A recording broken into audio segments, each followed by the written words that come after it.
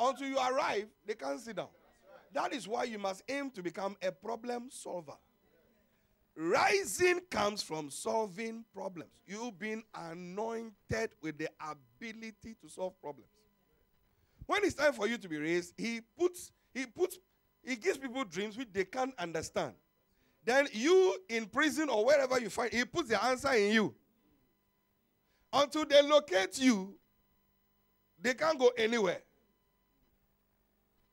I see major problem solvers in this house. I said, I see major problem solvers in this house.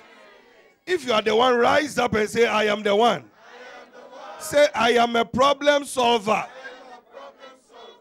He puts a problem in people that they cannot solve. Then he puts the answer in someone else who has to be summoned at the time of those people's rising to come and solve their problem.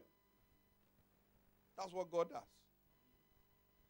Some of you are about to solve some problems that it will even beat Pythagoras' theory.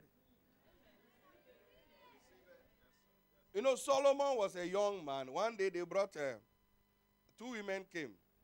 And then they said, this woman said,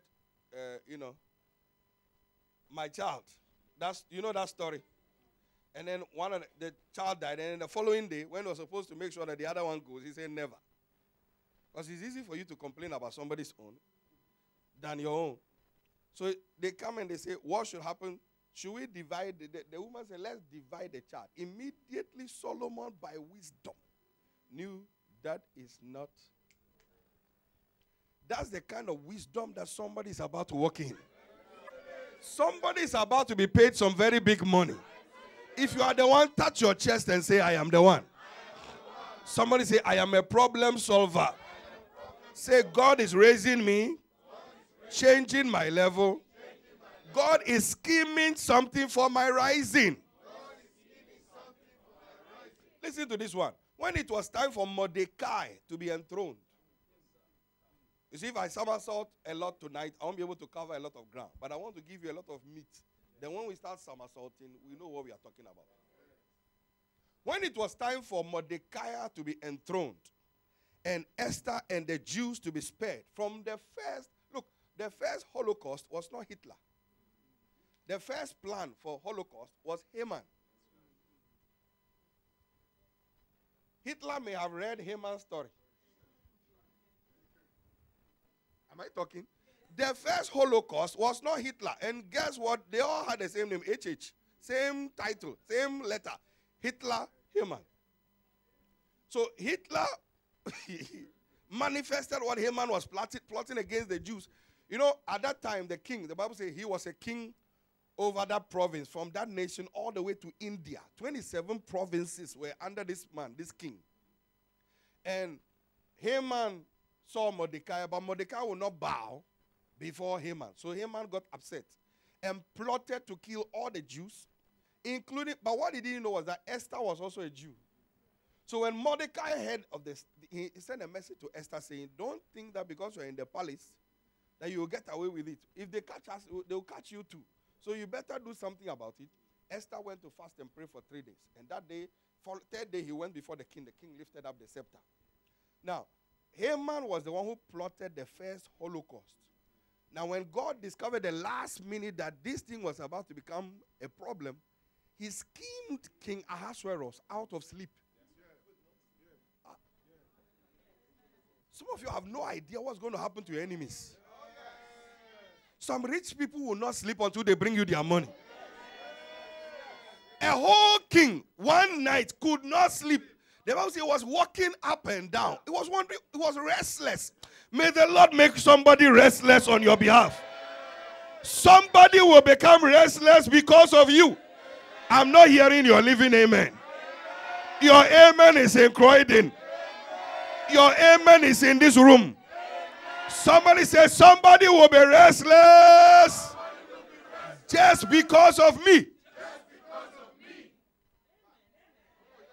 What you say is what you get. Numbers 14:28 is one of our major scriptures tonight. It says, as you say in my ear, so will I do for you. Let me hear somebody say, somebody will be made restless because of me. a whole king was made restless because of Esther, Mordecai, and the Jews. So that night he couldn't sleep. God directed him. That's a scheme. You see, God schemes. God schemes. He's a master schemer.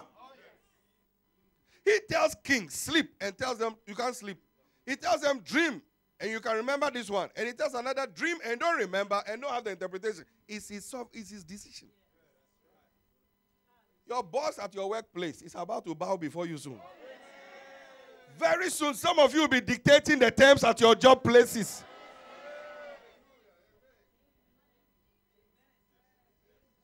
He went to look at the chronicles and discovered that Mordecai revealed an assassination plot against him. Then he asked a question, what must be done to this person? Haman walked in there about to tell the king what to do to Mordecai, only to be called by the king and told, go and do. He said, what should be done to somebody whom I desire to decorate or, lift up? He said, decorate him, put him in Prince Charles, the Obama's beast.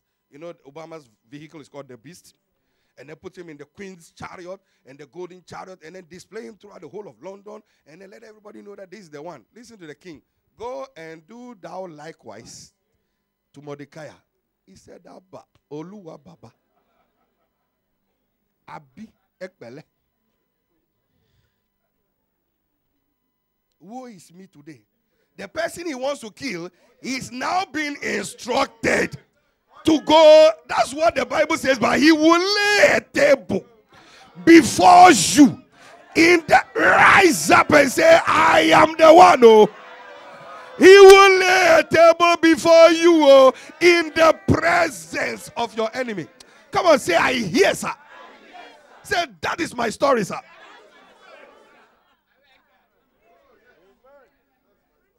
The person whom he was plotting to, he had actually prepared a gallows for him. He had dug and prepared a whole gallows to put Mordecai inside.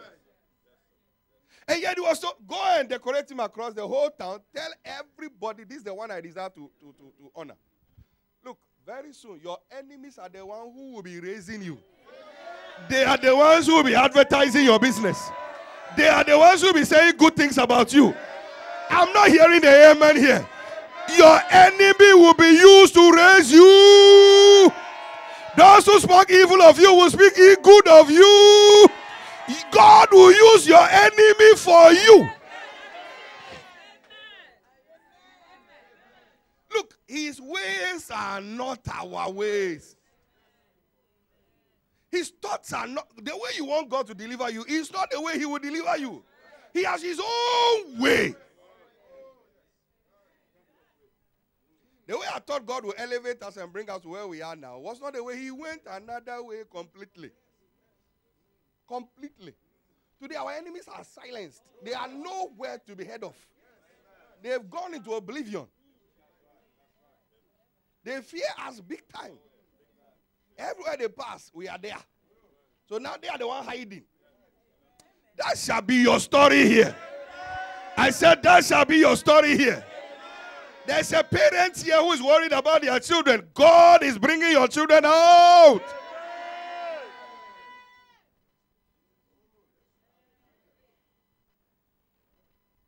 Eventually, look at what happened to Haman. His house was given to the person he was planning to kill.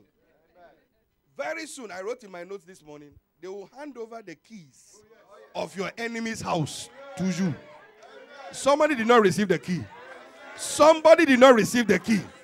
Somebody, thy words have I eaten, and they have become the rejoicing. And the Spirit entered me when he spake. Somebody received the key to your new house. Receive the key to your enemy's house. Higher Heights 2011. Here I come.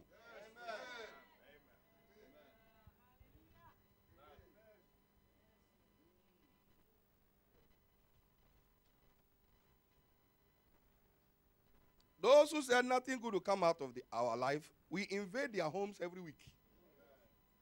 They try to catch up. They pull us from, they try to shift from one channel and they find us in another. I'm sure by now they just left it. Those who say you will not exist, they will see you every day. Mordecai. He said, I will not bow. There's only one person I bow before. That's God. Can't bow before a man. So don't let any situation in this country make you bow. You only bow before God. Don't bow before money. Don't bow before people. Don't bow before anybody. Let the word be the final arbiter in your life.